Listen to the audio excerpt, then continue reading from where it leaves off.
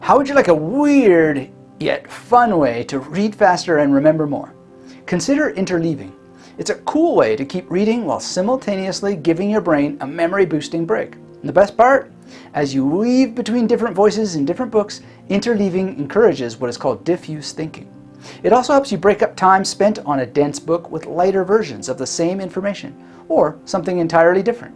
For example, when I go to the library, I purposely distract myself by grabbing a few books from other topics that interest me. In addition to the core text I'm reading, I'll grab a novel and a few books from completely random categories.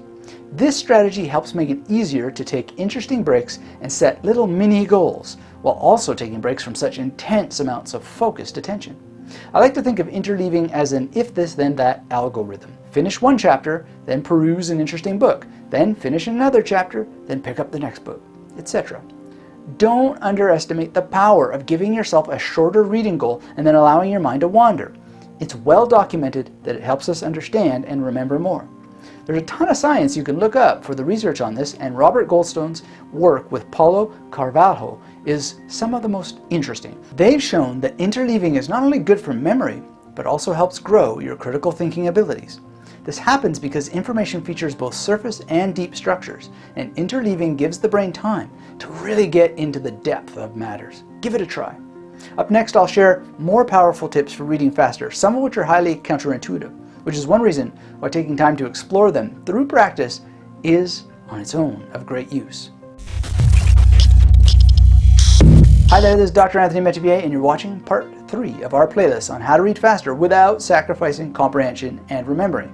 If you're new here, make sure to get subscribed, enable notifications, and for the love of memory, hit that thumbs up so you don't miss a thing.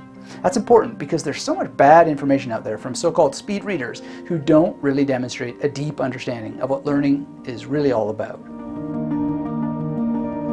Now, when it comes to reading comprehension strategies, force isn't one of them.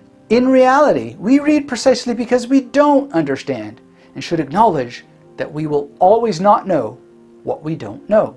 In some ways, understanding is always incomplete. In fact, one of the points of Gödel Escher Bach illustrates incompleteness as a normal and healthy part of consciousness. If you don't understand something, make a note of it. As I mentioned in part 2, don't be afraid to pause and go back and reread different parts of the book you've already covered. I do this often, even when I do understand things, which is a kind of inner book interleaving when you think about it. Another way to develop understanding without forcing it is the Feynman technique. Now, typically the Feynman technique involves describing a topic in writing as if you were teaching it to a child. Then, when you come across blanks in your knowledge, you fill in the gaps with rereading or reading outside the core textbook. It is powerful, and yet another reason why things like sub-vocalization are probably not a great strategy. You want to use the power of asking such questions and teaching yourself while you read.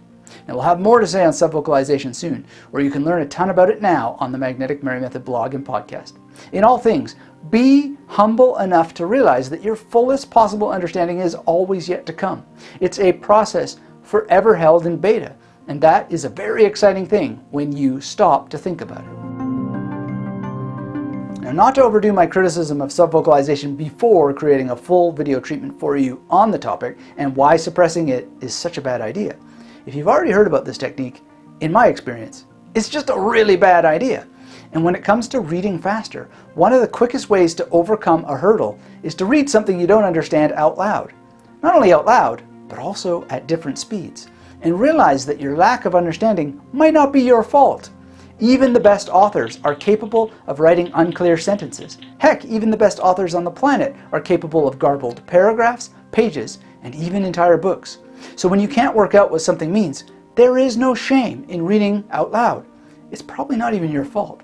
And even when I could blame something like my mood disorder and depression, I've had times when my concentration was so shot, I just recorded myself and listened back to the material to aid in my understanding.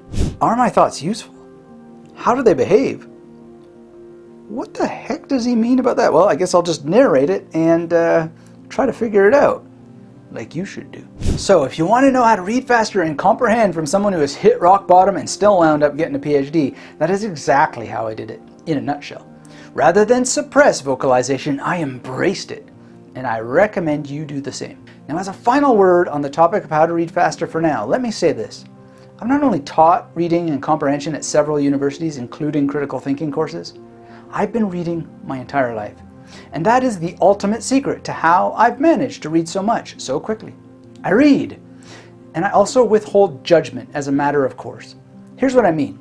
If I don't like something I have to read, I adjust my attitude. Our dislike isn't going to change the book, so our best bet is to relax ourselves and just get on with it. And if I don't understand something, I pick one of the comprehension strategies I've shared today and throughout this special playlist. Above all, I assume that I won't understand a new book because it is new.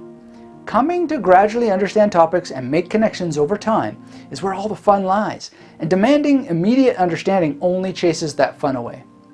Finally, please remember that language is a shared medium. It never exists in just one brain. Language is how we hyperlink with one another, and that's why the real way to learn faster and remember more will always be to increase the links between yourself and others. If it takes a bit longer to create more connections thoroughly and well, then who would you rather be? The tortoise with multiple links in the brain, or the hare who tires out due to running on fumes? Reading faster is well within your reach, and I hope you've enjoyed this series so far. Until the next installment, stay awesome and keep yourself magnetic. And if you want an incredible reading suggestion that will boost your memory, your critical thinking abilities, and tells a very interesting, albeit flawed story, please check out The Art of Memory and use my playlist on it as a study guide next.